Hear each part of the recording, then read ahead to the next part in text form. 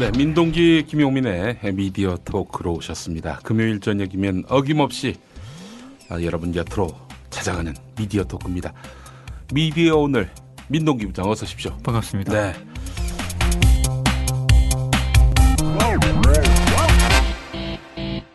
어, 10월 첫째 주 지나고 또 다음 주간이면은 또 한글날 다시 쉬는 한글날입니다. 그렇습니다. 예. 미디어 오늘은 어떻게 공휴일 체계가 어때요? 돌아가면서 당직을 합니다. 돌아가면서 당직을. 어떻게 당직을 많이 서시죠? 부장들은.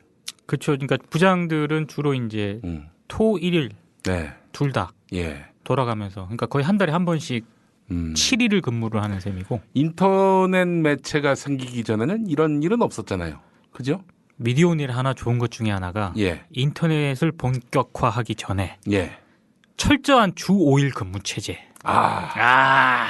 인터넷이 이게 인권에 역행하고 있어. 그렇습니다. 이게. 노동자들의 쉴 권리를 역행하고 있습니다. 아, 그렇군요. 그러면은 농땡이 피우는 경우도 있습니까? 뭐 나온다고 해놓고. 근데 이 농땡이가 그 인터넷이 본격화되기 전에는 네. 종종 있었습니다. 예. 왜냐? 예. 출입처 가서 취재를 하고 또 중간중간에 비잖아요. 네. 그러면 제가 알기로 예. 제가 아는 몇몇 선배들은 네. 프레스 센터 광화문 근처에 있는 만화방에 가서 네. 죽을 좀 치다가 그러다가 회사에 복귀를 하고 예. 이런 뭐 일화가 전해지는데 회사에 들어갈 때는 굉장히 열심히 일한 척. 그렇죠. 예전에 기억이 납니다. 그 최민희 민주당 의원 그리고 정봉주 전 의원 이 두 분이 말지. 그렇죠. 기사였습니다. 말지. 네. 최민희 의원이 조금 더 일찍 들어간 걸로 알고 있는데 뭐 여간 정봉주가 나중에 들어와 가지고 동기인 채 해가지고 굉장히 좀 뭐 이런 놈이 다 있나 이런 생각을 했었다고 하는데 어느 날 갑자기 정봉주가 자기 이름을 정봉주라고 부르지 마라. 그랬더니 뭐 이상한 외계어를 알려주면서 이걸 내 이름으로 해라. 네. 왜냐? 나는 지금 추적을 당하고 있는 사람이기 때문이다. 누가 정봉주 같은 듣보잡을 당시에 추적을 했겠습니까? 네. 한 사람 그 사찰하는데 수억이 된답니다. 제 얘기 듣기로는 최소 단위가. 정봉주를 그럴 수도 있겠다. 50 시절에 그 말 안 듣는 ROTC 하다가 그 데모해가지고 그 감옥 간 우리 정봉주 아닙니까? 네.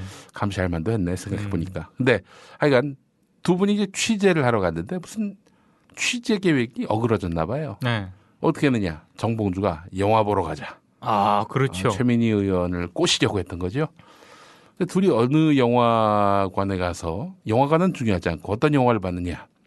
뽕을 봤다는 겁니다. 뽕을. 야. 아니 무슨 여자를 데리고 가가지고 뽕을 봐? 나 이게 정말 참. 사실 뭐 영화 하면 예. 저도 농땡이와 관련해서 역시 그 인터넷을 하고는 있었지만 굉장히 본격화되기 전 네. 옛날에 그 경향신문사 건물 그 1층에 네. 그 영화관 잠깐 하나 생겼던 거 아세요? 기억납니다. 뭐 있었는데 요즘 없어졌는데 예. 요즘도 있나? 안 가봐서 모르겠네. 하여튼 뭐 요즘에 무슨 국수집도 있고 말이죠. 네. 예. 그 아주 활성화가 됐었습니다. 그 예. 영화관이. 예. 근데 이제 뭐 경향신문이 운영했었어요?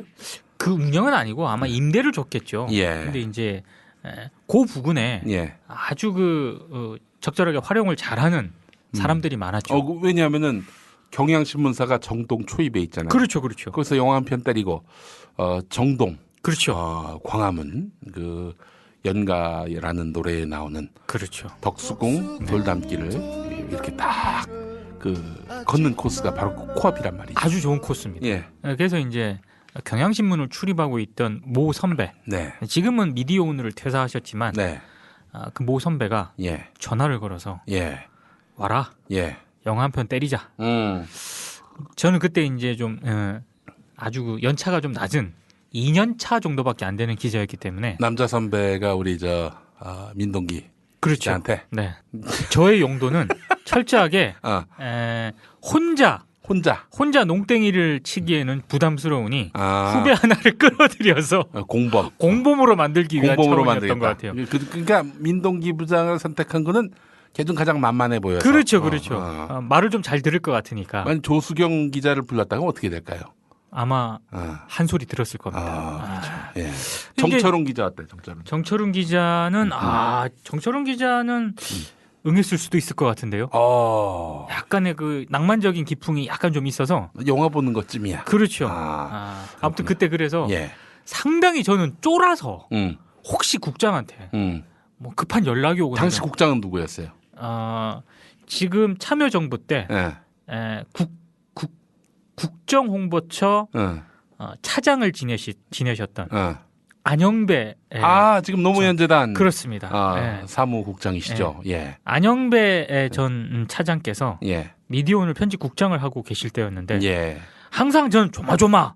근데 안영배 국장께서는 뭐 사람이 좋아 보이지 않나요? 덕장이죠. 덕장이죠. 네, 덕장. 근데 덕장한테 잘못 걸리면 아주 뭐. 그렇죠. 아주 그냥.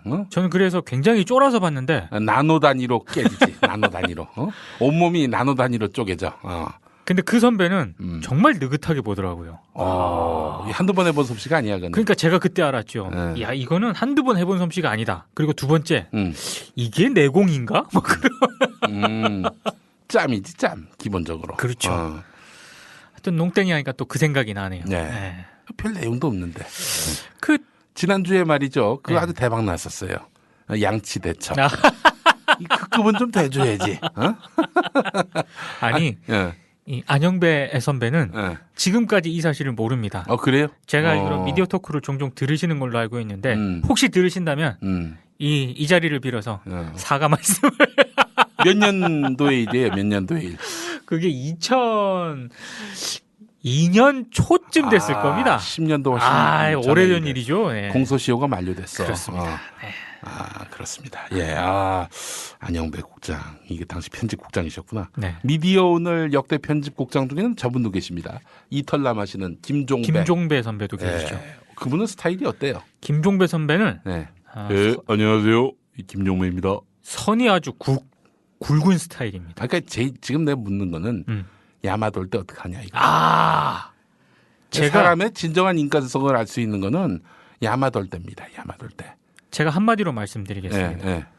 제가 수습 기자를 김종배 정권 하에서 받았거든요. 사수가 이제 김종배였다. 김종배 편집국장님이셨죠. 근데 만약에 지금 다시 그 교육을 김종배 선배 밑에서 수습 교육을 받아라. 사표씁니다. 그래요. 아주 정통으로 교육을 시킵니다. 그 체벌도 가든가요? 그런 건 없고요. 그 사람이 뿜어내는 아주 그 카리스마가 있거든요. 장렬입니다. 장렬. 모든 수습 기자들이 꼼짝도 못했습니다. 누가 제일 많이 깨졌습니까? 동기 중에 가장 많이 깨진 기자는 저도 많이 깨졌는데 지금 정치사회부장을 맡고 있는 조현호 부장. 조현오가 아니라 조현호 기자라고 지금 미디어오늘의 정치사회부장인데 그때 그만큼 깨지는 바람에 지금 아주 취재력이 좋죠. 그렇군요. 이털남이 아주 그런 면도 있으셨구나. 알겠습니다. 쉬는 시간에는 세 종류의 아이가 있어요. 아이들에게 둘러싸여 있는 아이, 그 아이를 둘러싸고 있는 아이들 중 한 아이, 그리고 혼자 있는 아이. 제가 전학 오기 전에는 늘 둘러싸여 있는 아이였는데 이제 혼자 있는 아이가 돼버렸어요. 새 학기에 전학을 가게 된 아이가 고민을 하며 한 말입니다. 딱 10분의 쉬는 시간. 내 아이는 어떤 모습일까요? 40분의 수업 시간보다 10분의 쉬는 시간이 더 두려운 아이. 박장군, 나대진, 오해마, 세 친구의 쉬는 시간에 펼쳐지는 이야기. 쉬는 시간에. 학교 가기 신나 프로젝트 시리즈 첫 번째 동화입니다. 어린이, 부모님, 선생님이 함께 읽어보세요. 온라인 서점에서 쉬는 시간에를 검색하세요. 도서출판 핵교.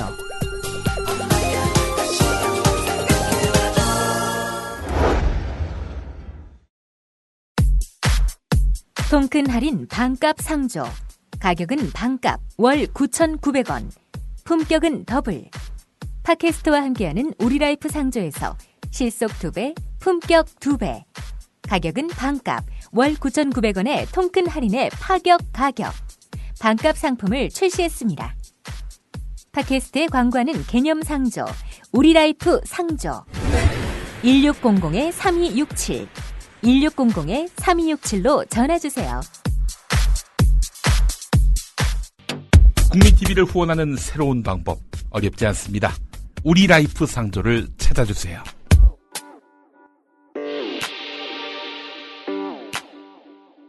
시청자 여러분 안녕하십니까? 9월 30일 KBS 9시 뉴스입니다.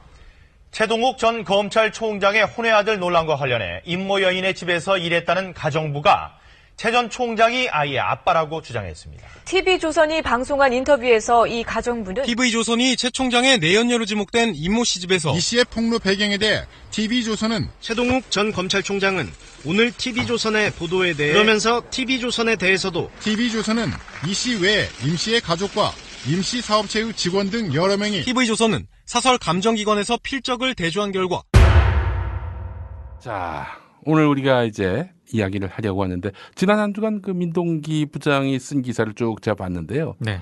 KBS 관련 기사가 많더군요. 이 KBS는 또 한동안 또 레이더에서 사라졌었는데 예. 지난주 아주 대형 사고를 치면서 제가 지금 오기 전까지 예. 또 관련해서 취재를 아주 난립니다 지금 KBS.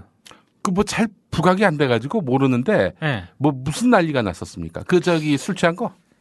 아니 뭐 술 취한 거는 이미 이제 이 건이 덮어버렸어요. 새로운 사건이 터지면서. 그 양반 고맙겠네. 그렇습니다. 완전히 지금 묻혀버렸고 더 이상 얘기 안 된다 이런 분위기고. 지금 뭐 아시겠지만 예. KBS가 예. 지난 9월 30일입니다. 이거는 아마 KBS 역사상 굉장히 이례적인 그런 일이고 예. 다른 어떤 방송사에서도 이렇게 보도를 한 적이 있었던가 싶을 정도로 굉장히 이례적이었는데 예. 그 TV조선이 보도한 단독 보도를 예.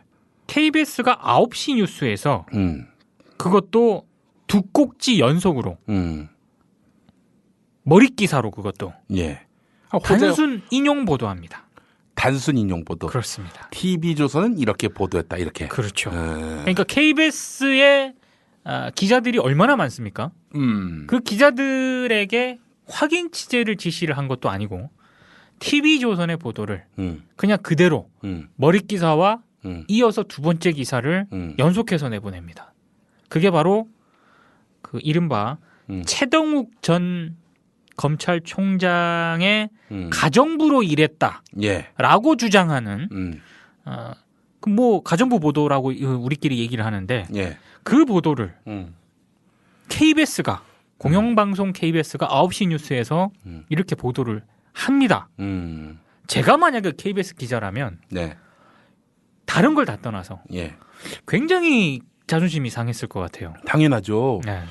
그 다음 날 TV조선이 먼저 설레발친 거 아니에요. 그렇죠. 그 이튿날 중앙동아 보도를 보면은 아주 드라이하게 다룹니다. 그렇죠.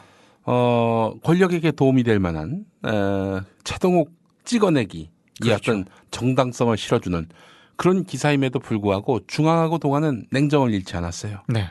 그런데 KBS가 거의 조선일보를 베껴서 그렇게 보도를 했다는 거 아닙니까? 그렇죠. KBS 기자들은 뭐야? 우라카이 기자인가? 우라카이 하루키가 됐구만. 우리 KBS 기자들이. 근데 이게 KBS 기자들이 그래도 아직 살아있는 게 예. 당시 그렇게 결정을 보도국 간부들이 했을 때 예. 이른바 그 법조 라인 이런 법조팀에서 강력히 반대를 했습니다. 법조팀에서. 네. 뭐 법조팀을 비롯해서 KBS 기자들이 내부에서 굉장히 문제 제기를 했어요.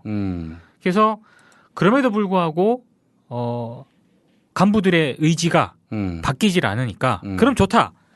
TV조선 보도를 인용하되 그거는 TV조선 보도를 한 꼭지 인용을 하고 네. 거기에 그 한 꼭지에 최동욱 전 총장의 반론을 포함시켜서 내보내자.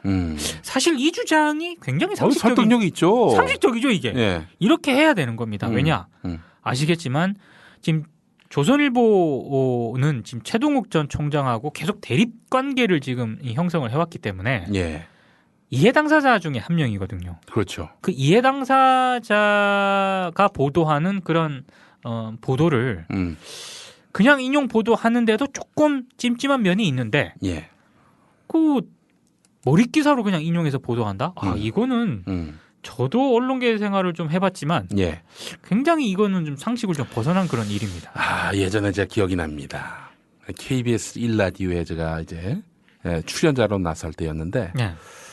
지금은 하여튼 이명박 정부 때 잘 나가던 분이 계셨어요. 예. 이명박 정부 때 잘 나갔다는 거는 사실 좀 수치스러운 일인데. 그렇죠. 그때 뭐 MB 라디오 연설 뭐 이것도 연출하고 그랬던 KBS 라디오의 한 PD가 있는데 그 양반이 제 브리핑 내용을 갖고 뭐 그 이제 참여정부 때 일입니다. 네. 참여정부 때 제 브리핑 내용을 갖고 막 뭐라고 그러더니 이 어디서 난 보도냐. 그래서 제가 그때 조선일보에서 난 겁니다. 라고 했죠. 네. 그랬더니 얼굴이 사색이 되더니 아니 어떻게 조선일보 기사를 인용할 수 있느냐. 그러니까 그거는 뭐냐면 조선일보에 대해서 뭐 특별히 뭐 안티조선 이런 정서가 있는 게 아니라 아니 대한민국에서 가장 공정하고 정확한 뉴스의 바이블이라 할 수 있는 KBS 뉴스를 인용하지 않고 어디 그런 사설신문 기사를 인용하느냐 뭐 이런 쪽이었어요. 그래서 내 속으로는 좋게 말하면 KBS에 대한 애정이 넘치는 거고. 그러니까 자부심은 좋은데 전 재수없더라고 보니까. 그렇죠. 무조건 바이블이에요, 바이블은. 아니 바이블이라는 표현은 내가 이제 쓴 거고. 근데 하여튼 그런 투였어. 네. 정확한 어디건 생각이 나지 않는데 네. 항상 KBS 뉴스를 기초로 해서 써야지 어디 무슨 연합뉴스 이따위 것을 갖다 쓰느냐 이러는 거예요. 그래서 내가 참 어처구니가 없었습니다만은 그래 뭐 하여간 내가 당시에는 을 중에 을이었으니까. 그렇죠. 예. 갑의 요구에 또 을이 안 따르면은 부응을 해야죠. 부응해야지. 내가 몇 푼이라도 출연료 챙기려면 그랬었죠. 네. 그런데 이제 보니까 그것도 참 그 양반은 이 사건에 대해서 뭐라고 얘기할까? 아마 KBS 간부들은 제가 보니까 뭐 원칙이나 뭐 이런 것보다는 그 당시 시대적 상황에 따라서 본인들의 소신과 원칙을 잘 바꿉니다. 그래서 아마 지금 상황에 또 맞는 멘트를 하시지 않을까 이렇게 저는 추정을 하고 있습니다. 그래요. 뭐 참여정부 당시에는 뭐 또 참여정부의 KBS가 있는 거고. 제가 그때 KBS를 출입했기 때문에 너무나 잘 알고 있습니다. 같이 출입했잖아. 그렇습니다. 모 프로그램에서. 그래요. 저희가 참 요즘에 그 국민 TV가 라디오 드라마를 하나 또 시작을 했습니다. 제목이 밤의 대통령입니다. 밤의 대통령인데. 저는 아직 못 들어봤는데 들어봐야겠네요. 들어보십시오. 밤의 대통령. 거기 그 새끼가 나옵니다. 진짜요? 조재수란 이름으로 나옵니다. 들어보시면 압니다. 예. 아니 이렇게 중요한 거를 내가 왜 안 듣고 있었지? 이거 좀 써줘 기사를 좀. 진짜 이거. 아니 그런 거는 좀 보도 자료도 팍팍 좀 돌리고. 예, 알겠습니다. 그 이 방가 방송이라는 방가 방송이라는 방송이 있습니다. 거기에 회장 있는데 회장 이름이 조가선. 조가선 회장입니다. 예. 발음을 좀 조심해야겠어요. 조가선. 예. 뭐가 문제인데? 아니 약간 임팩트를 주면. 예. 여러분 많이 애청해 주시기 바라겠습니다. 꼭 들어봐야겠습니다. 예, 조가선 회장 내용은 이렇습니다. 시놉시스가 조가선 회장의 그 방가 방송에서 염장철 보도국장이라고 있어요. 실력은 젖도 없으면서 이렇게 뭐 대통령과 친하다 뭐 이런 이유로 보도국장이 됐어요. 근데 그 양반이 어느 날 하여간 회장으로부터 이 뉴스 시청률이 너무 떨어진다. 그래서 시청률을 높이기 위해서 한번 애를 써라. 그랬더니 아이돌 출신의 아나운서를 데려다가 가슴 푹 파인 그런 옷을 입혀서 뉴스를 하는 이런 식으로 시청률을 올리다가 계속 시청률이 바닥을 기는 거예요. 그러다 이 염장철 국장께서 보도국으로 이제 막 회장한테 깨지고 시청률 너무 떨어진다고. 그래서 이제 보도국으로 이제 돌아갔는데 그 몇몇 기자들이 인터넷에서 오바마가 죽었다는 뭐 이런 글들이 지금 트위터에 올라오고 있다고 그래가지고 바로 보도해. 해가지고 그게 자막 뉴스로 떴었습니다. 그러다가 회장한테 완판 또 깨지는 뭐 그런 내용도 있고요. 오, 진짜야? 맞아. 와, 이게 사실이야? 너 일 안 하고 뭐해? 국장님, 이거 재밌네요. 오바마가 죽었대요. 오바마가... 야이씨! 빨리 자막 속보부터 때려! 이거 아무데도 안 나오고 있지? 우리 단독이야. 우리 특종이라고! 어서 빨리! 저 국장님 좀 더 검증하셔야 될 것 같아. 글쎄 말이에요. 자칫 오보가 돼. 야! 검증하다가 특종을 놓쳐! 특종과 아이스크림은 같이 녹는다는 말 못 들었어! 빨리 자막부터 띄워! 빨리! 선배님, 저기 화면 좀 보세요. 뭐야? 오바마가 죽어? CNN 돌려봐. 네. 뭐야? 그럼 브레이킹 뉴스, 속보 뉴스가 나올 만한데 어떻게 멀쩡한 거야? 그러면 우리 방가 방송이 오바마 사망 소식을 단독 최초 보도했다는 거야? 설마. 속보입니다. 방가 방송이 오바마 미국 대통령이 사망했다며 오보를 내 큰 파문이 일고 있습니다. 뉴스입니다. 방가방송 오보에 대해 주한미국 대사관은 유감의 뜻을 표했습니다.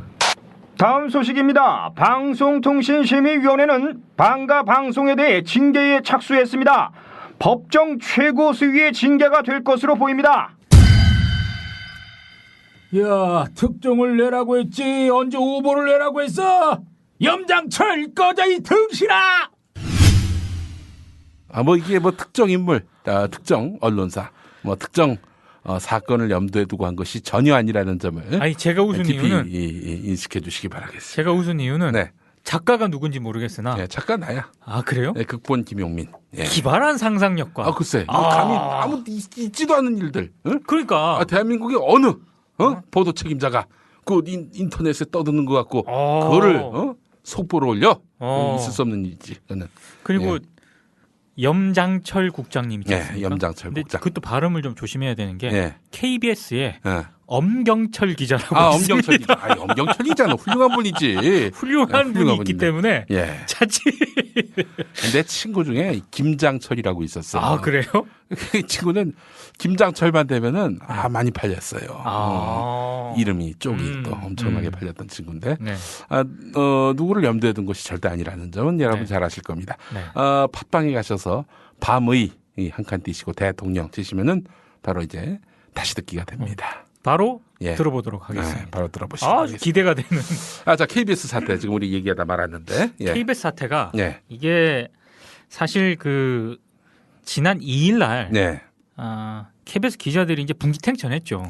어떻게 TV조선 타매체에서 인용한 보도가 그렇게 기자들이 확인 없이 머릿 기사로 그것도 완투 이렇게 연속해서 나갈 수가 있냐 이래가지고 굉장히 분기탱천해서 기자총회를 열었습니다. KBS 기자협회가 기자총회를 열어서 자정이 넘은 시간까지 밤 12시까지 넘었죠. 넘어서까지 새벽 1시 정도까지 총회를 했다고 하니까요.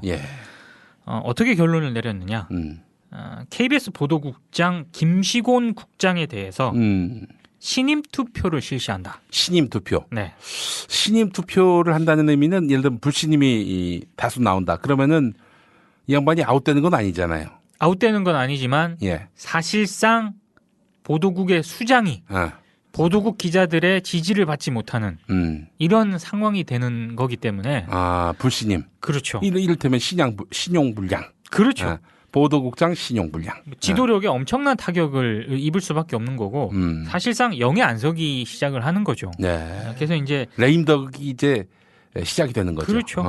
그러니까 사실상 이렇게 기자협회가 총회를 잘 열지 않습니다. 총회를 열었다고 하는 것 자체가 굉장히 지금 현 상황에 대해서 기자들이 문제를 심각하게 바라보고 있다는 것이고 더더군다나 그 총회 자리에서 자신들의 보도국장의 신임 투표를 실시하겠다.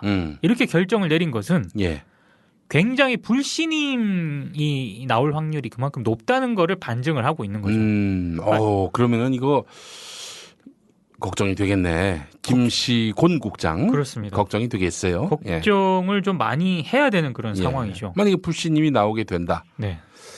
영이 안 선다.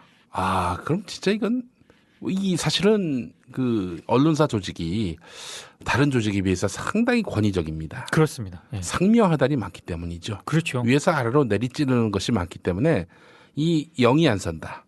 조직의 안정이 이 불안정 모드로 바뀐다. 그리고 국장의 신임을 못 얻는다. 이거면은 그야말로 이 보도국이 아사리판이 난다는 그렇죠. 얘기 아니겠습니까? 네. 그러면 뭐 본인도 불명예고. 아니 그러니까 간단하게 생각하시면 이렇게 생각하시면 됩니다. 김용민 PD가 막 이래 프로그램 제작을 하고 있는데 국민 TV 구성원이 우리는 김용민 PD를 불신임한다. 뭐 이런 결과가 나왔다고 쳐봐요. 회사 다니고 싶겠습니까?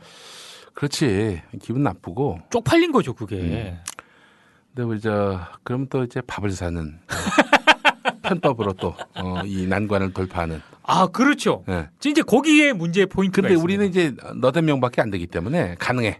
그런데 KBS는 몇백 명이기 때문에 밥을 살래야 살 수가 없어요. 아니, 그래도 그 마인드가 우선 불신임 좀 분위기가 수상하다. 그러면 저도 그렇고 김용민 PD도 그렇고 어떻게든 좀 달래가지고 이렇게 좋게 해결을 하려고 하는 게 인지상정 아니겠습니까? 그렇지. 근데 지금 제가 오늘 KBS가 김시곤 국장 때문에 뒤집어졌습니다.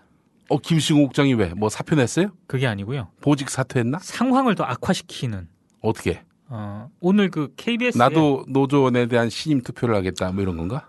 뭐 그런 거는 뭐 간단하게 그냥 웃어넘길 수 있는데 KBS에 그 사내 게시판이 있거든요. 거기에 본인의 그 입장 아주 긴 입장의 글을 올렸는데 그 회사 구성원들만 볼 수 있는 거죠. 게시판. 거기에서 핵심만 말씀드리면 기자협회는 임의단체다. 그리고 임의단체에서 보도국장을 평가할 수 있는 권한은 없다. 만약에 국장을 평가를 하겠다면 사규에 따라서 처리를 하겠다. 이런 입장을 아니 사규의 보도국장 신임 투표를 보장해주는 뭐 그런 게 있어요? 없습니다. 뭐 노조가 개최해야 한다 뭐 이런 규정도 없을 거 아니에요. 그러니까 공정방송협의회를 통해서 보도의 문제점이라든가 이런 거를 지적을 할 수는 있는데요. 뭐 이렇게 보도국장에 대한 뭐 중간 평가제라든가 뭐 이런 부분에 대한 게 사규에는 규정이 되어 있지 않습니다. 그러니까 명시적으로 김시곤 보도국장의 얘기는 맞아요. 기자협회가 그렇게 할 권한은 없습니다. 근데 통상 KBS 뉴스라든가 뉴스의 공정성이라든가 간부들의 어떤 이런 문제들이 드러났을 때 KBS 기자협회는 역대 이런 불신임 투표를 해왔거든요. 그러니까 많지는 않습니다만 그만큼 총회를 소집해서 보도국장에 대해서 신임 투표를 하겠다라고 하는 것은 이제 그걸 보여주는 거죠. 기자들이 이런 의견을 가지고 있다. 이걸 보여주려는 건데 그걸 가지고 이제 또 사규에 따라서 처리를 하겠다라고 하시니 KBS 기자들이 뚜껑이 열렸습니다. 지금. 완전히 지금. 사태를 어떻게든 무마해야 될 상황인데 그렇죠. 도리어 더 악화를 시키고 있는 상당히 좀 악화를 시켰고요. 염장철 국장. 염장철이 아니지. 김시곤 국장. 아니 근데 그 장문에 글을 올렸는데 이 글이 제가 봤을 때 좀 사태를 많이 악화시킬 것 같습니다. 그 코비스라고 하잖아요. KBS 코비스입니다. 구성원들이 들어가서 쓸 수 있는 게시판. 그 댓글도 달 수 있나요? 댓글도 달 수 있습니다. 달린 댓글을 파악은 해보셨나요? 몇 가지 이제 파악을 했는데 이게 오전 중에 거의 그 700회 가까운 조회수를 기록을 했다고 합니다. 근데 700회라고 하는 건 통상 잘 안 나와요. 그만큼 이제 사람들 구성원들의 관심이 높다는 거고 댓글이 달렸는데 제가 대충 전해 들은 바에 따르면 비판을 하는 그런 댓글입니다. 비판을 하는 댓글인데 또 김시곤 국장께서 그런 댓글이라든가 KBS도 각 지역사가 있지 않습니까? 본사와 지역사 기자들이 연합해서 만든 조직이 또 KBS 전국 기자협회가 있어요. KBS 전국 기자협회에서 김시곤 국장의 글을 보고 다시 또 이 사람들이 열을 받아서 그러니까 서울을 제외한 나머지 지역의 그렇죠. 지역구 기자들의 모임 입장을 코비스에 올렸습니다. 예. 사내 게시판에. 예. 한마디로 이제 이번 일을 그렇게 가볍게 생각하면 진짜 많은 KBS 기자들의 저항을 불러올 것이다 이렇게 경고를 했는데 예. 뭐 경고를 하니까 또 밑에 또 댓글이 막 달리지 않습니까? 예. 김시곤 국장이 또 거기다가 또 입장을 밝혔습니다. 예. 그러니까 아주 제가 보니까 김시곤 보도국장께서는 이번 사태와 관련해서 네. 본인의 입장이나 여러 가지 그 의사를 뭐 사과를 한다거나 뭐 유감 표명을 한다거나 이러실 의사가 전혀 없는 것 같습니다. 정면 대응을 하고 있는 양상이니 말이죠. 완전히 지금 정면 대응도 굉장히 지금 수위가 센 게 예. 이를테면 KBS 기자들에 대해서 예. 뭐 문제를 제기한 거는 뭐 괜찮은데 이를테면 이런 보도는 있습니다. 이런 표현이 있어요. 예. 이른바 그 TV조선 보도와 관련해서 예. 공중파 3사는 물론이고 모든 신문 심지어 최동욱의 극도로 우호적이며 야당의 주장에 적극 동조하고 있는 이른바 진보 매체인 한겨레와 경향신문까지도 이걸 보도를 받았다. 예. 이런 표현이 있거든요. 예. 제가 만약에 한겨레와 경향신문 기자다. 예. 이거 가만 안 있습니다. 최동욱의 극도로 우호적이며 야당의 주장에 적극 동조하고 있다. 이런 표현을 지금 공영방송사 보도국장이 아무리 사내 구성원들만 보는 게시판이지만 이런 표현을 쓰는 거는요. 네. 문제가 심각하죠. 한겨레와 경향신문에 대한 평소에 인식이 어떠한지가 여기서 단적으로 드러나네요. 그렇죠. 예. 더더군다나 예. 또 있습니다. 뒤집어 얘기해서 KBS 보도국장이 이 수구 꼴통이며 새누리당 편인 조중동 뭐 이런 표현을 썼다. 그렇죠. 그러면 이거 난리 나죠. 그런 표현 쓰면 안 됩니다. 나 같은 사람은 써도 되지만 막말 면허증이 있기 때문에 나 같은 사람은 되지만 KBS 국장은 곤란하죠. 기본적으로. 그리고 또 하나 좀 웃긴 게 예. 그 뉴스타파 이런 부분에 대해서 예. 상당히 좀 문제가 많은 발언을 했어요. 뉴스타파는 지금 말하자면 과거에 한 식구였던 분들이 대거 공정한 방송, 공정한 뉴스를 만들겠다면서 나가서 만든 데 아닙니까? 그렇습니다. 근데 과거에 그 자기 식구이자 그 동료이기도 했던 분들. 그렇죠. 근데 뭐라고 뉴스타파를 또 규정합니까? 아니 그러니까 뉴스타파에 대해서 뭐 뉴스타파 자체를 막 비판하거나 이런 건 아니지만 네. 이를테면 뭐 뉴스타파가 그때 조세 피난처와 관련해서 네. 단독 보도를 하지 않았습니까? 예. 그걸 또 이제 여러 매체에서 받았잖아요. 예. 그래서 그 받은 걸 인용을 하면서 예. TV조선도 받을 수 있지 않느냐 이제 이렇게 얘기를 했는데 네. 이 얘기를 하는 과정에서 예. 뭐 KBS를 공격하기 위해서 KBS를 나가서 뭐 이렇게 만든 뉴스타파 매체인 뉴스타파 뭐 이런 식으로 표현을 했단 말이죠. 그러니까 과거에 이제 조세 피난처 관련해서 뉴스타파의 그 발표 내용을 그 인용해서 보도했던 때도 있었는데 때도 있었다. TV조선 거 우리가 인용해서 보도할 수 있는 거 아니냐 이런 얘기인데 이런 와중에 그 뉴스타파를 표현하는 과정에서 KBS를 공격하기 위해서 나간 사람들이다. 그 나간 사람들이 만든 것이 뉴스타파다. 그런 표현을 썼단 말이죠. 예. 우리에게 비우호적인 뉴스타파에 대해서도 우리가 열린 마음을 갖고 뉴스 가치가 있으면 그 뉴스를 인용 보도했다. 그렇죠. 이런 얘기를 하려는 거예요? 그렇죠.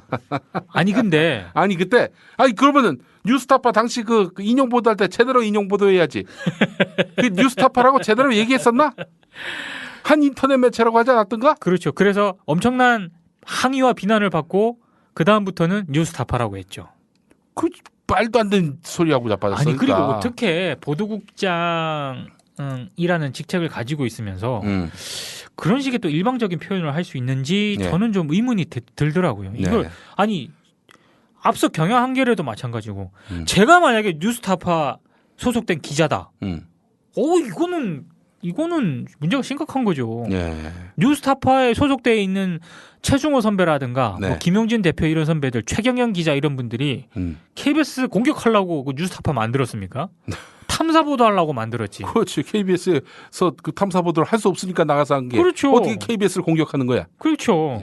그러니까 지금 지금 김시곤 국장이 글을 게재하기 전까지만 하더라도 KBS 기자협회도 그렇고 기자들은 전반적으로 이게 주말을 거치면서 조금 이렇게 좀 분위기가 좀 유해지는 뭐 다음 주 화요일 날 KBS 노동조합이 공방협을 이제 개최를 요구를 해서 그날 개최가 되지만 전반적으로 이게 좀 저무는 양상이었거든요. 예. 근데 이 김시곤 국장님의 글이 불난 집에 기름을 퍼붓는 바람에 완전히 지금 기자들이 격분 상태입니다. 어떻게 될 것 같아요? 이거 예. 굉장히 상황이 심각하게 아마 전개가 될 겁니다. 예. 왜냐하면 기자들이 지금 여기 오는 내내에서도 지금 저한테 전화를 걸어가지고 네. 기자들이 막 분노를 하는 거예요. 이건 지금 한번 해보자는 거다. 네. 해서 굉장히 아마 상황이 심각하게 돌아갈 것 같고요. 네. 왜 있지 않습니까? 논쟁이 붙을 때는 예. 만약에 A라는 사안 가지고 논쟁이 붙을 때는 A에 대해서만 얘기를 하는 게 좋습니다. 예. 근데 김시곤 국장은 너무 여러 개를 건드렸어요. 또 그 중에 하나 뭘 건드렸느냐? 또 뭘 건드렸어? 한결의 경향, 뉴스타파에 이어서 건드렸는데 이것도 건드렸어요. 국민 TV를 혹시 건드리지는 않으시나? 아니 뭐 그러면 뭐 좀 영광인데 건드려 주시면 너무 좋을 것 같아. 그러면 영광인데 뭐라고 했느냐? 이번 사안을 통해서 인용 보도를 할 때 뉴스타파는 되고 TV조선은 안 된다는 식의 KBS 기자협회의 정치적 편향성이 적나라하게 드러났다. 그만큼 보도국장 직선제를 해서는 안 되는 이유도 명확히 밝혀졌다. 이런 얘기를 했습니다. 보도국장 직선제였나요 지금까지? 아닙니다. 아니었죠. 직선제를 요구를 하고 있죠 지금. 요구를 하고 있는데. 네. 그러니까 이제 제가 보니까 기자들이 이 김시곤 국장의 글을 어떻게 보고 있느냐. 김시곤 국장 개인의 어떤 생각을 반영해 준다기보다는 지금 KBS 보도본부 간부들 있지 않습니까? 이 간부들의 일반적 생각, 정서 이런 거를 정확하게 상징적으로 지금 집약해서 보여주는 거다. 어떤 생각을 가지고 있는지. KBS 기자들이 분노를 하면서도 이제 한편으로는 또 절망을 하는 게 이러니까 KBS 기자들이 나가는 거 아니냐. 네?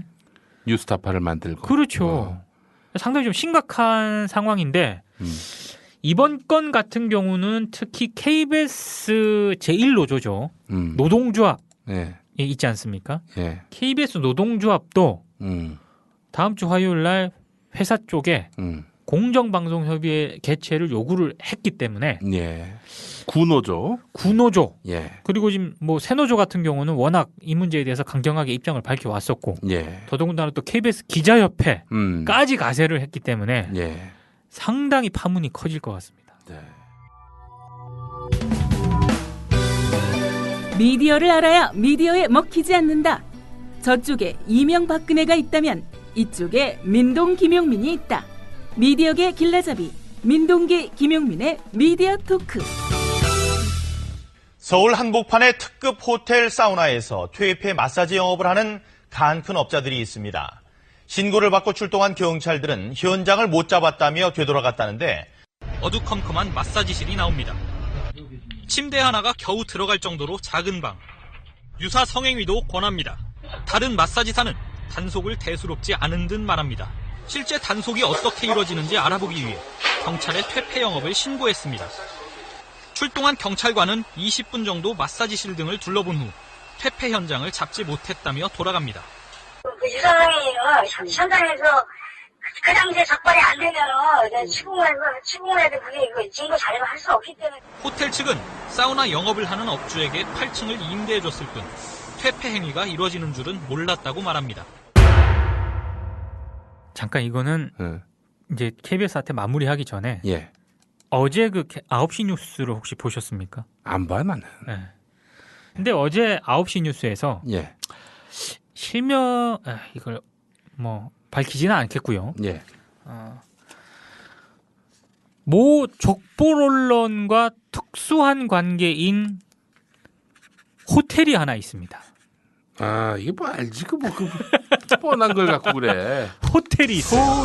손잡고 호텔이 있는데 그 호텔의 퇴폐 마사지 영업을 비판하는 뉴스가 어제 9시 뉴스에 나갔습니다. KBS에서. 오. 그 뭐예요, 그러면은? 그거는 우리가 저 조선일보를 추종하는 게 아니다. 뭐 이런 걸 보여주기 위한 건가? 아니, 그 내용을 보니까 상당히 좀 취재를 잘했어요. 예. 그 몰카도 들어가서 찍고 사실 이 내용은 미디어 오늘도 올해 1월 이재진 기자라고 그렇죠. 어디서 많이 들어본 그렇습니다. 뉴스다 했는데 그 미디어 오늘이 먼저 보도를 했습니다. 근데 이제 그게 또 우리가 또 지면 인터넷으로 보도하는 것과 영상이 또 가미된 걸 보도하는 거는 또 차이가 있죠. 어찌됐든 이 보도를 하고 나서 이제 김용민 PD도 막 그런 생각이 들지 않습니까? 왜 이 시점에서 이걸 보도했을까? 그러니까 여러 가지 해석이 있는데 크게 두 가지. 하나는 TV조선과의 유착설이 하도 제기가 되니까 우리는 그렇지 않다라고 하는 거를 대외에 과시하기 위한 거 아니냐. 그 김시곤 보도국장이 취재 지시를 했다면은 말이 되겠네요. 근데 제가 취재를 해보니까 그건 아니었습니다. 그건 아니었고. 왜냐? 도리어 이럴 수도 있는 거 아닌가? 기자들이 TV조선과의 이 연관, 유착 이 부분에 대해서 화가 나가지고 더 반사적으로 조선일보에 불이익이 될 만한 그런 기사거리를 찾다가 그걸 고른 게 아니겠는가? 그것도 제가 취재를 했는데 그것도 아니었어요. 그럼 뭐예요 그러면? 굉장히 우연의 일치였는데 KBS 보도국 사회부에서 미리 발제를 했어요. 이 아이템을 취재를 하겠다. 그래서 9월 27일 정확하게 취재를 했고 그리고 원래는 그 10월 1일 날 9월 30일 정도에 아이템이 잡혀 있었어요. 근데 이제 어제 보도가 된 건데 제가 보니까 이런 게 아닐까 싶습니다. 일단 TV조선 파문이 불거지기 전에 이제 여러 가지 아이템 발제가 됐고 보고까지 됐지 않습니까? 근데 이게 만약에 평상시 같으면 아니 그 모 족보 언론과 특수관계인 호텔을 까는데 KBS 보도국에서 이걸 내보내라고 하겠습니까? 못 내보냅니다. 근데 이제 지금 계속 이런 논란이 불거지니까 사회부에서 발제한 아이템을 만약에 킬시키거나 묵힌다고 생각을 해보세요. 이거 더 반발하거든요. 난리 나지. 난리 나죠. 그러니까 미묘한 때라서 이게 또 안 나갈 수가 어쩔 수 없이 그냥 간 게 아닐까. 제가 이제 계속 TV조선과의 연관성을 가지고 계속 취재를 하니까 KBS 기자들이 그럽니다. 그냥 이렇게 해석하시면 된다고. 너무 또 이걸 했다고 연관성을 세게 보시지 말라고 이렇게 얘기를 하시더라고. 근데 제가 봤을 때는 상당히 너무 시점상 묘하고 이례적이어서 계속 한번 파봤는데 KBS 기자들 얘기는 그냥 오비 일학인 것 같다. 오비 일학인 것 같다.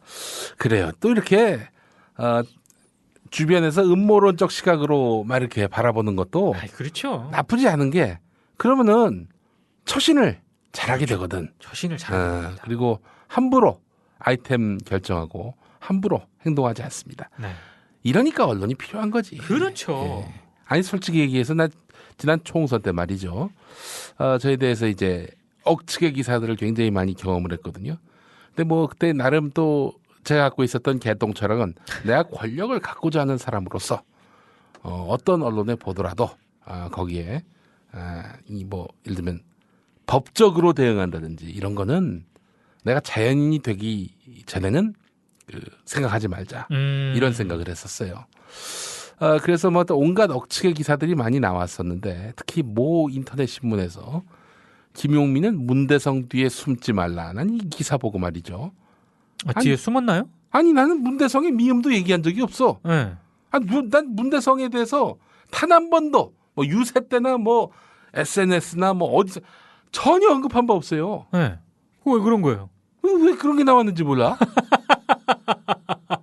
그래서 난 이거 어처구니가 없다. 2010년 당시 한나라당은 강용석 전 의원의 성희롱 발언에 대해 보도가 나온 지 반나절 만에 제명 처리했었습니다. 사안이 중대하고 사회에 미치는 영향이 크다는 것이 그 이유였습니다. 10월 2일 이현주 민주당 대변인 2013년 오늘 김무성 의원의 성추행 보도가 나온 지 반나절이 넘었는데 새누리당은 여전히 조용합니다. 성희롱보다 직접적 신체 접촉이 있었던 성추행이 더 사안이 중함을 모르진 않을 텐데 설마하니 실세 의원은 그래도 된다는 묵인이 아니길 바랍니다. 새누리당의 조치를 지켜보겠습니다. 자, 다음 소식 어떤 것이 있습니까? 이번 주에 네. 아까 말씀드린 그 또 이재진 기자 와 또 강성원 기자라고 있습니다. 네. 우리 두 명의 아주 유능한 기자가 있는데 네. 특종 보도를 한 게 하나 있습니다. 미디어오늘 단독 보도. 어떤 거? 저거. 우리 또 김무성 무성이 형 얘기. 무성.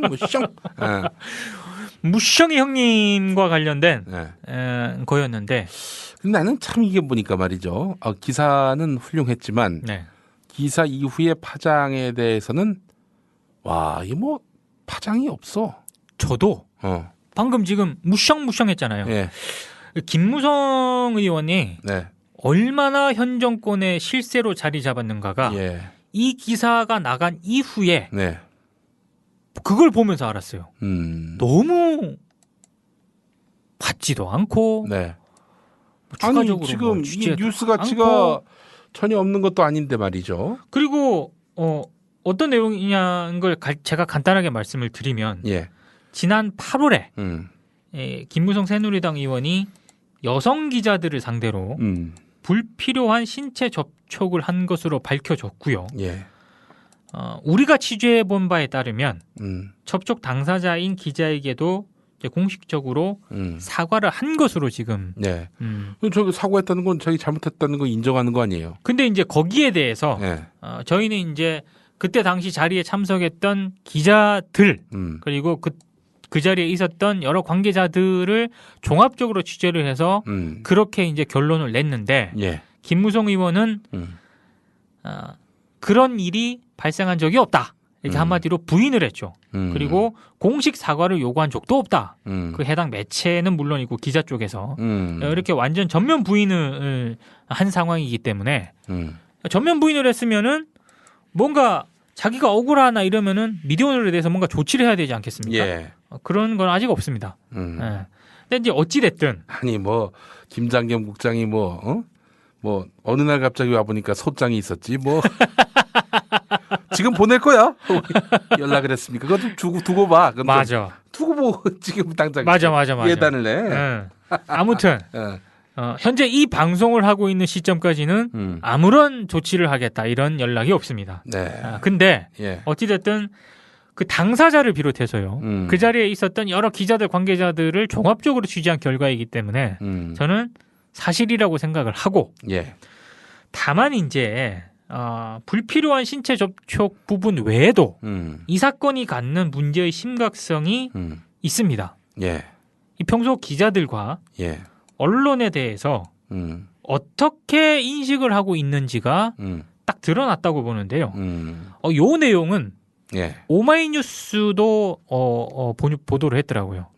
기자들과 관련된 이런 부분에 대해서는 이를테면 이런 겁니다. 녹취록이 있습니다. 그 자리에. 그날 모임에 김무성 의원이 발언을 했던 녹취록이 있는데 그 녹취록을 또 미디어오늘이 입수를 했거든요. 녹취록에 보면은 일부 기자들한테 욕설을 한 것으로 기록이 되어 있습니다. 욕설을? 그렇습니다. 그러니까 야 이놈들아 뭐 이 자리에서 이렇게 얘기를 했나 봐요. 기자들한테.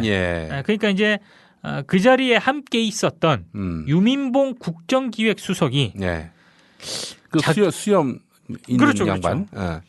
그분이 보기에는 기자들한테 그렇게 말을 막 하니까 자기가 봤을 때 너무 이상하다 이렇게 얘기를 하니까 김무성 의원께서 어떻게 얘기를 했느냐. 다 아들 딸들인데 이렇게 얘기를 하면서 한 명씩 기자들에게 돌아가. 아니 66 아니야 지금. 그렇죠. 63. 우리 아버지 집 7순인데 무슨 근데 아니 거기 새누리당 김무성 주변에 있을 만한 기자들이 아마 거의 다 내 또래일 겁니다. 그렇죠. 그렇다면은 우리 어머니도 그보다는 훨씬 나이가 많아요. 아니 근데 어쨌거나 뭐 술이 좀 들어갔다 쳐도 뭐 아들 딸들인데까지는 뭐 그렇다 칩시다. 기자들한테 한 명씩 다 돌아가면서 니는 어디 소속이고 네. 뭐 이런 식으로 물었고 예. 한 기자가 자기가 속한 매체 이름을 말하니까 거기 골치 아픈데 이러면서 이런 얘기도 했고요. 특히 더 문제가 심각한 건 특정 매체 기자를 지목을 해서 욕설을 내뱉었다고. 뷰스앤뉴스. 그렇습니다. 그 문제 이제 매체가 뷰스앤뉴스인데 네. 이 뷰스앤뉴스 기자가 자기가 뷰스앤뉴스 기자다라고 밝히니까 김무성 의원이 뭐라고 얘기를 했느냐? 네. 기자가 올바른 기사 쓰는 것이 국가 발전에 중요하다는 것을 아는 사람이다. 기자들 소중하게 생각하려 하는데 그동안은 내가 피해 있었어. 근데 이제 내가 말해야 하지 않겠나? 이렇게 얘기를 하면서 기사 잘 써야 된다. 기사 엉터리로 쓰면 나한테 두드려 맞는다. 그러면서 뷰스앤뉴스 기자를 딱 지목을 하면서 너 잘해. 너 김땡땡. 뷰스앤뉴스 기자가 김씨거든요. 네. 김땡땡 이러면서 누구 나쁜 놈이야. 네. 기자 생명이 없는 거야. 나와 관련된 왜곡된 정보를 제공한 놈은 인간 쓰레기야. 이렇게 얘기를 했다고 그럽니다. 근데 뷰스앤뉴스 이 김모 기자가 네. 그 대선 당시 그 박근혜 캠프 총괄 선대 본부장이었지 않았습니까? 예, 김무성 의원이. 예. 그때 지난 6월 26일 비공개 최고중진 연석회의에서 이른바 지금 한참 논란이 되고 있는 2007년 남북 정상회담 대화록. 내가 그거 다 입수해서 읽어봤다. 그걸 몇 페이지 읽다가 손이 떨려서 다 못 읽었다. 이렇게 말한 거를 새누리당 복수의 이 고위 인사를 인용해서 보도를 한 적이 있거든요. 아마 그걸 지칭을 하면서 김무성 의원이 뷰스앤뉴스 기자를 가리키면서 뭐 기사 똑바로 쓰라는 식으로 이제 얘기를 했죠. 이게 아무리 술이 좀 들어간 자리였다고는 하나 기자들이 여럿 있었던 그런 자리였고 당 관계자들도 10여 명 이상 참석을 한 그런 자리였거든요. 이거는 신체 접촉도 추태지만 평소 그 기자들을 어떻게 바라보고 있었는지가 정확하게 드러난 그런 사건입니다. 제가 그 심리를 조금 알 것 같습니다. 뭐 김무성의 심리를요? 예. 아 그래요? 내가 뭐 한 번도 배지를 달아보지도 못했고 낙선한 주제에 하지만 김무성의 위치까지 가면요 그렇게 될 수도 있겠다는 생각을 제가 정치하면서 좀 느꼈습니다. 그래요? 세상에 뭐 자기한테 뭐 걸릴 게 뭐가 있어? 거칠 게 뭐가 있어? 그런 상황에서는 모든 게 다 아래로 보이는 거예요. 그럴 수 있습니다. 그러니까 이런 사람들이 준비가 안 된 사람들이 권력을 가지면요 철학도 없고 기본적으로 민주주의에 대한 그런 성찰이 없는 사람들이 권력을 잡으면요 위험합니다. 지가 왕이 된 줄 알아요, 진짜. 내가 이러면 안 되지. 내가 권력을 잡아도 절대 독재하지 말아야지. 비판 세력 밉긴 하지만 꼴 보기도 싫지만 그래도 어떡하겠는가. 민주주의 원리 아래 내가 있는데 법치 아래 내가 있는데 그게 이런 생각을 갖는 게 상식이고 당연한 성찰인데 안 되는 놈들이 있어. 그런 안 되는 놈들이 권력을 쥐는 순간 그 권력은 말 그대로 흉기가 되는 겁니다. 그렇죠. 우리 무성이 형 보면서 말이죠. 뭐 무성이 형이 꼭 그렇다는 얘기라기보다는 그런 말이 나올 정도면은 이 기고만장의 정도가 어디까지 가고 있는지 상당히 위험수위다라는 것들을 지적하지 않을 수가 없습니다. 아니 좀 심각하죠. 이거는 기자들이 여럿 있었던 데다가 그 발언 하나만으로도 충분히 문제가 될 수 있지만 또 다른 사건까지 벌어졌고 이게 지금 총체적으로 드러난 자리거든요. 그게 지금 집권 여당이 기자들과의 자리에서 그런 식의 어떤 행태를 보였다는 거는 다른 데 가면은 말 다 했다는 얘기죠. 이거는 제가 봤을 때 상당히 좀 박근혜 정부의 성공에 있어서도 상당히 좀 심각하게 바라봐야 될 그런 사안인데 저희는 상당히 심각하게 바라봐야 될 사안이라고 판단을 하고 있으나 다른 언론들이나 이런 쪽에서는 별로 그 심각하게 안 바라보는 것 같아서 조금 좀 마음이 좀 씁쓸했습니다. 사실 우리가 가장 궁금해하는 것이 저 사람의 밑바닥이 무엇인가. 그렇죠. 분칠 하나 안 한 생얼 그대로의 모습은 어떤가, 인격은 어떤가. 이게 그렇죠? 우리 관심사 아니에요? 관심이죠, 당연히. 그 사람이 정말 밑바닥까지 갔을 때 어떤 모습으로 우리 앞에 보이느냐. 이게 우리에게는 또 관심사인데 네. 그러려면은 완전히 망하거나 완전히 너무나 높은 자리까지 올라가가지고 더는 거칠 것이 없는 그런 위치에 올라가면은 거기서 바로 판별이 됩니다. 그렇죠. 예, 우리 무성이 형님 조심하셔야겠어. 예. 아이 그 왜 JTBC에서 네. 요즘 정치인들 데리고 예. 유경현 씨. 그러니까 나는 지금 그 어처구니가 없는 게 말이죠. 나 그거 되게 불편해요 보는데. 아니 김무성이가 어떤 사람이야? 그러니까. 남북 정상회담 대화록을 줄줄이 읽은 사람 아닙니까? 그 어디서 입수했는지 알 수 없고 그 자기는 그래놓고 해명하기를 왜 똑같은지 나도 모르겠다. 이게 말이 된 얘기야 그게?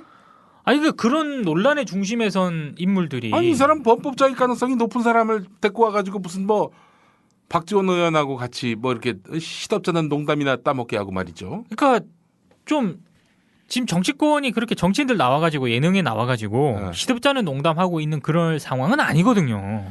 아니 하라는 정치 풍자는 안 하고 왜 정치인들을 미워하는 그런 프로그램을 만들어? 그렇습니다. 제가 얘기하려는 게 그 부분인데. 네. 자 마칠 시간 됐어요 벌써. 아 그래요? 우리 저 미디어 토크 말이죠. 네. 2시간으로 늘립시다. 2시간으로 늘리는데 게스트도 초청하고. 또 사실 우리 이제 나올 분들이 많이 계신데. 그럼요. 예. 그 이 언론계 구라 선수들이 꽤 많거든요. 변상욱 선배 한번 불러가지고 사돈의 감수성에 대해서도 한번 물어보기도 하고. 저 진짜 그러고 싶어요. 예. 그리고 뭐 모실 분들은 아주 많이 있습니다. 많습니다. 예, 아주 많습니다. 미디어 토크를 2시간으로 어떻게 늘려보는 방안들을 생각해 봅니다. 근데 금요일 저녁 7시로는 좀 불가능하고. 그렇죠. 토요일 아침에 혹시 방송할 수 있다면은. 그래요? 한번 좀 이러면 토요일 날 누가 당직을 나와야 돼. 그렇죠. 이게 미디어 오늘 같은 근무 체제가 도입되지 않을 수 없는 그런 구조가 돼버리는데 먼저 내부적으로 우리 직원들에게 동의를 구한 다음 한번 진행을 해보도록 하겠습니다. 왜냐? 난 김시곤이 아니니까. 다음 주에 뵙겠습니다.